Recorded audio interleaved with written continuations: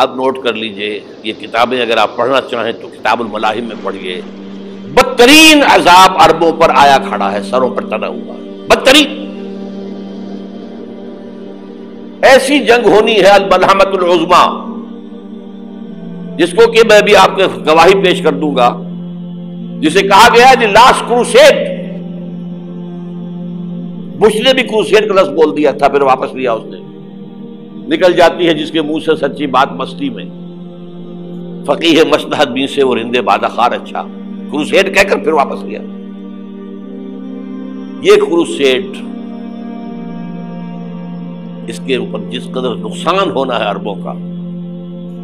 Greater اسرائیل بنے گا، یہ عراق، شام، اردن، سعودی عرب کا کچھ شمالی علاقہ، ترکی کا جنوبی علاقہ، مصر کا صحرائے سینا، اور اس کے ساتھ ہی جو بہترین اس کا زرخیز ترین علاقہ ڈیلٹا آف نائل، یہ سب یہودیوں کے قبضے میں جائیں گے. اس کو حدیث میں کہا گیا الملحمۃ العظمیٰ. عیسائی 80 علم لے کر ہے مسلمانوں تم پر حملہ آور ہوں گے، اور ہر علم کے نیچے 12,000 فوج ہوگی. 9.5 لاکھ فوج. یہ نیٹو کی تیاری کس کے لیے ہو رہی ہے؟ جب یو ایس ایس آر کا خاتمہ ہوا تو پوچھا گیا تھا نیٹو چیف سے، اب کس لیے؟ تمہارا وہ دشمن تو ختم ہو گیا، اب ہمیں اسلامک فنڈامنٹلزم سے نمٹنا ہے. وہ جانتے ہیں خطرہ یہی ہے، اب اسلام ابھر سکتا ہے. مسلمانوں کے سینوں کے اندر وہ آگ ہے، اوپر خاکستر آ گیا ہے، تمہیں اٹھانا بیٹھنا، یہ اندر تو انگارہ ہے، اوپر سے راکھ ہے، اس سے دھوکہ نہ کھا جانا ان کے دلوں کے اندر. اور بش نے کہا تھا مسلمان چاہتے ہیں کہ ہسپانیہ سے لے کر انڈونیشیا تک نظام خلافت قائم کریں. اور میں حیران ہوا تھا کہ اس کمبخت کو ہسپانیہ کا خیال کیسے آ گیا. ہمیں تو کبھی آتا ہی نہیں، اب ہم تو بھول گئے. وہ تو 500 برس پرانی بات ہے، جبکہ وہاں سے ہمیں نکال دیا گیا تھا. اگرچہ اقبال نے کہا تھا ہے ارض فلسطین پہ یہودی کا اگر حق، ہسپانیہ پر حق نہیں کیوں اہل عرب کا. ہسپانیہ میں تو 800 سال حکومت کی مسلمانوں نے، اور ابھی 500 برس ہی گزرے ہیں نا. یہودی تو ارض مقدس سے 2000 سال نکالے گئے. انہیں لا کے آباد کیا گیا، عربوں کے سینے میں خنجر پھونک دیا گیا. وہ چھوٹا سا ملک جو چاہتا کرتا، کوئی پوچھنے والا نہیں. امریکہ جیسے اپنے بیٹے کی حفاظت کرے ویسے کرتا اس کی. اور حضور نے فرمایا ہے وہ جنگ جب ہوگی تو ایک باپ کے اگر 100 بیٹے ہوں گے تو 99 ختم ہو جائیں گے، ایک بچے گا.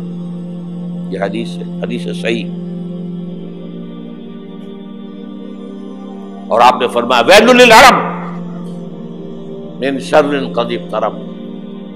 عربوں کے لیے ہلاکت ہے، عربوں کے لیے بربادی ہے اس شر سے جو قریب آ چکی ہے.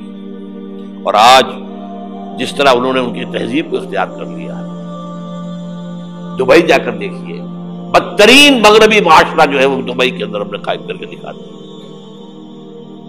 اب سعودی عرب اس راستے پر بڑھ رہا ہے. اور اس کے بعد نمبر 2 پر جو ہے ہم پاکستانی ہیں. لیکن میں اس کے وہ پہلی بات جو کہہ رہا ہوں وہ تو یقینی ہے، اس میں تو احادیث صحیحہ موجود ہے. اگرچہ اس کے بعد پانسا پلٹے گا، پھر حضرت مہدی کا ظہور ہوگا، حضرت عیسیٰ کا نزول ہوگا، اور وہ گریٹر اسرائیل گریٹر گریو یارڈ بنے گا یہودیوں کا. ایک ایک یہودی قتل ہوگا اور دفن ہوگا. یہ بات میں ہونا ہے، میں پہلی بات پر فرض کر رہا ہوں. وہ پانسا پلٹے گا جب پلٹے گا. ابھی جو سامنے ہے وہ کیا ہے؟ جس ملحمۃ العظمیٰ کہا حضور نے، جسے آرمگیڈون کہتے ہیں عیسائی. آرمگیڈون کی اگر کہیں جا کر آپ دیکھیں گے، آپ ڈکشنری میں مانی تو کیا لکھا ہے؟ A very big war which will be fought between the forces of evil and good before the end of this world. اس دنیا کے خاتمے سے پہلے خیر اور شر کی قوتوں کے درمیان بہت بڑی جنگ ہوگی. ارمجدون اسے کہتے ہیں عربی میں، اور آرمگیڈون اسے کہتے ہیں انگریزی کے اندر. اور یہ بائبل کی آخری کتاب کے اندر ہے، جو اس میں کہ مکاشفات یوحنا، ریولیشنز آف سینٹ جان، یہ تو میں کہہ رہا ہوں یقین کے ساتھ، اور زیادہ دور نہیں آیا چاہتا ہے،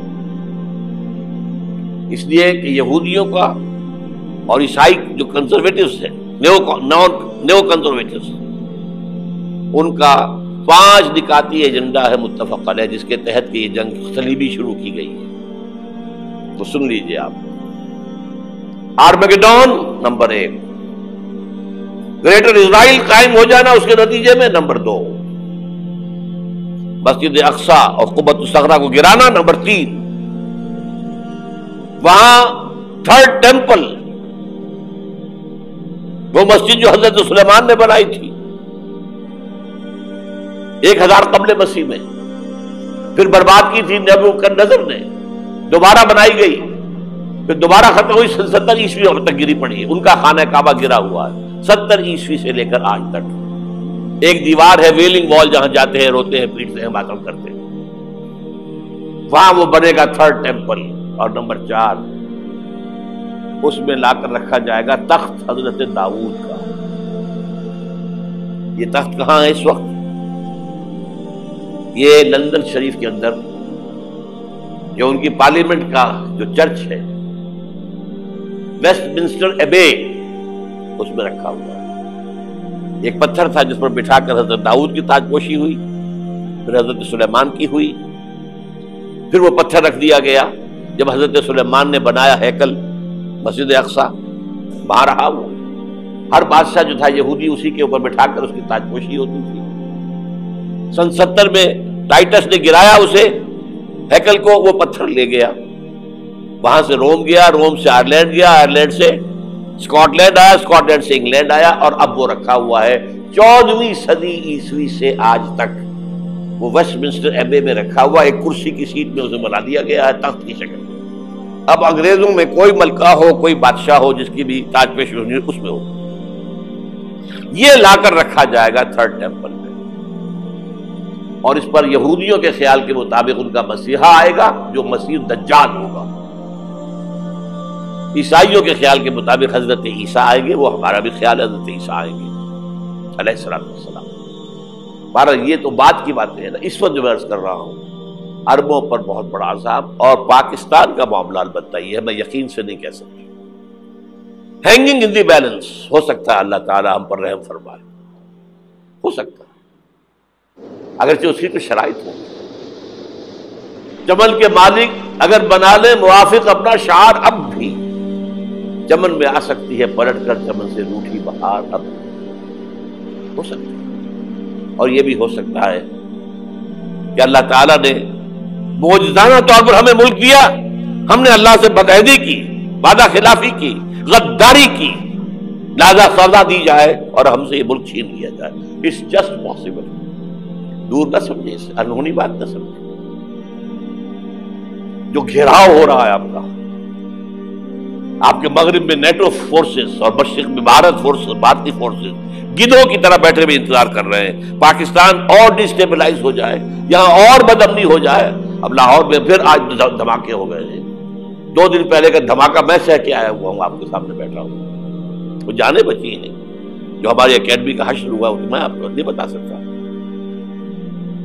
یہ سارا کیوں ہو رہا ہے؟ تاکہ یہاں بدامنی ہو جائے اور ہمیں جواز مل جائے، مغرب سے نیٹو فورسز داخل ہو جائیں، مشرق سے بھارتی فورسز آ جائیں، اور ہمارے ایٹمی دانت توڑ کر اور پھر ہمیں بھارت کے سامنے ڈال دیا جائے۔ نو ڈو ایز یو لائک، یہ ان کا نقشہ ہے۔ ہوگا کیا وہ اللہ جانتا ہے، ہوگا وہ جو اللہ چاہے، لیکن اللہ کا چاہنا جو ہے وہ کس پر منحصر ہے؟ یہاں انقلاب برپا کرو، یہاں اسلام لاؤ، اگر دھندوں میں لگے رہو گے تو وہ خود بخود نہیں آ جائے گا انقلاب۔ صحابہ نے جانیں دی تھی، کتنی تکلیفیں اٹھائی تھی، 12 برس تک مکی دور کے اندر با نشہ درویشی در ساز و دمادم زن، جو پختہ شبی خدرا پر سلطنت جم سن۔ یوم طائف یاد ہے جو حضرت عائشہ فرماتی ہے کہ میں نے پوچھا تھا حضور سے کہ یوم احد سے زیادہ سختی بھی آپ پر کبھی آئی؟ یوم احد پر کیا ہوا تھا؟ تلوار کا وار پڑا تھا آپ کے چہرہ مبارک، یہ جو رخسار کی ہڈی ہے اس کے اندر وار گیا ہے، اوپر خود کی 2 کڑیاں تھیں وہ اس میں گھس گئیں، 2 دندان مبارک شہید ہوئے۔ وہ خود کی کڑیاں ایک صحابی نے اپنے دانتوں سے پکڑ کے کھینچنے کی کوشش کی، دانت نکل گئے، وہ نہیں نکلی، کیا جتن کر کے نکالی گئی ہوگی تو خون کا فوارہ آیا، اتنا خون گیا ہے کہ آپ بے ہوش ہو گئے، گر گئے، اور مشہور یہ ہو گیا کہ آپ کا انتقال ہو گیا، شہادت ہو گئی۔ یہ سیرت کبھی پڑھی ہے؟ حضرت عائشہ کے ہوش کا تو یہی دور تھا نا، یوم طائف میں تو آپ کی کیا تھی، بچی تھی، انہیں کیا پتا کیا ہو رہا ہے حضور کے ساتھ۔ 3 دن تک حضور مکے کی گلیاں اور وہاں کے اوباش لوگ پتھراؤ کر گئے تھے اس امید میں کہ شاید وہاں کا کوئی سردار ایمان لے آئے، تو یہاں تو ابو طالب بھی فوت ہو گئے، یہی دنیاوی سہارا تھا، خاندانی سہارا تھا ابو طالب کے ذریعے، اور گھر میں ایک دلجوئی کرنے والی رفیقہ حیات تھی، وہ بھی، ان کا بھی انتقال ہو گیا۔ آپ نے کہا یہ عام الحزن ہے، اب تو سب کو طے ہو گیا قریش کو کہ اب جیسے قتل کر دو ان کو، اسی لیے آپ گئے طائف، شاید وہاں کا کوئی بڑا سردار مانے، ایمان لے آئے مجھ پر، تو میں اپنا مرکز ادھر شفٹ کر دوں۔ تینوں سے ملے ہیں، تینوں نے وہ جواب دیے، نکل جاؤ یہاں سے، میں تمہارے ساتھ بات بھی کرنے کو تیار نہیں۔ اچھا، تمہارے سوا کوئی نہیں ملا تھا اللہ کو نبی بنا کر بھیجنے کے لیے؟ دیکھو جاؤ، میں بات نہیں کرنا چاہتا، ہو سکتا ہے میں بے عزتی کر بیٹھوں، واقعی تم اللہ کے نبی ہو تو میں مارا جاؤں گا، جاؤ جاؤ جاؤ۔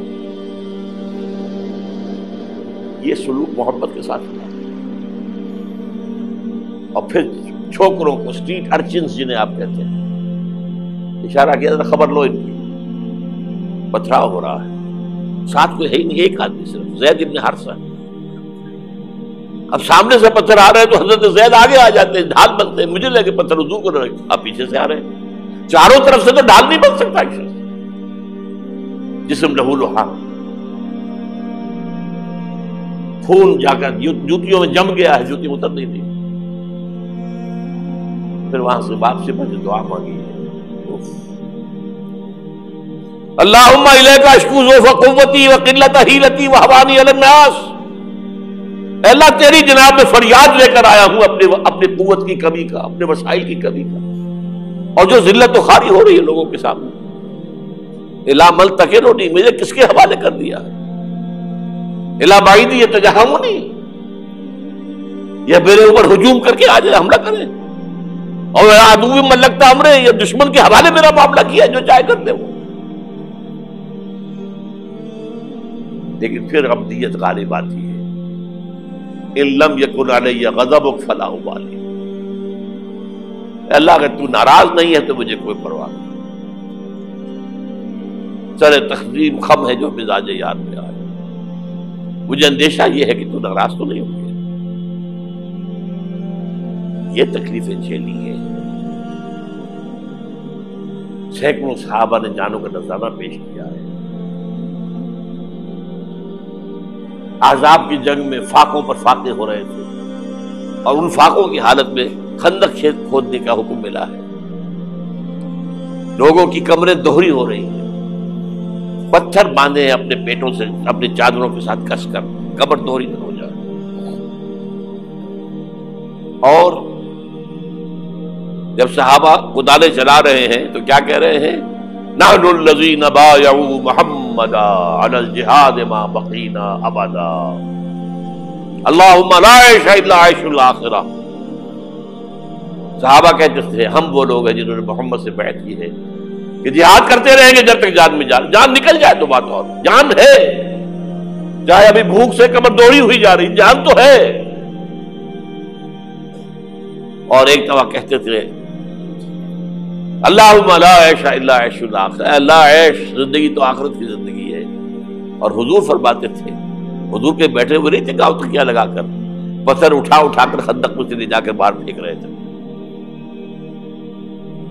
جب صحابہ کہتے ہیں اللہم لا عیش الا عیش الآخرہ، حضور فرما رہے ہیں فاغفر الانصار والمہاجرہ، اے اللہ ان انصار اور مہاجرین کی مغفرت فرما دے۔ پھر حضور کی خدمت میں کچھ لوگ آئے، حضور اب یہ فاقہ ناقابل برداشت ہو گیا، دیکھیے ہم نے یہ پتھر باندھے ہوئے اپنے بیٹے کے ساتھ۔ حضور نے کرتا اٹھا کر دکھایا، وہاں 2 پتھر باندھے ہوئے۔ یہ ہے سیرت النبی۔ آپ کس چیز کو سیرت النبی سمجھتے ہیں؟ بہرحال اس موضوع پر میری ایک کتاب ہے منہج انقلاب نبوی، کہ انقلاب کیسے آیا تھا۔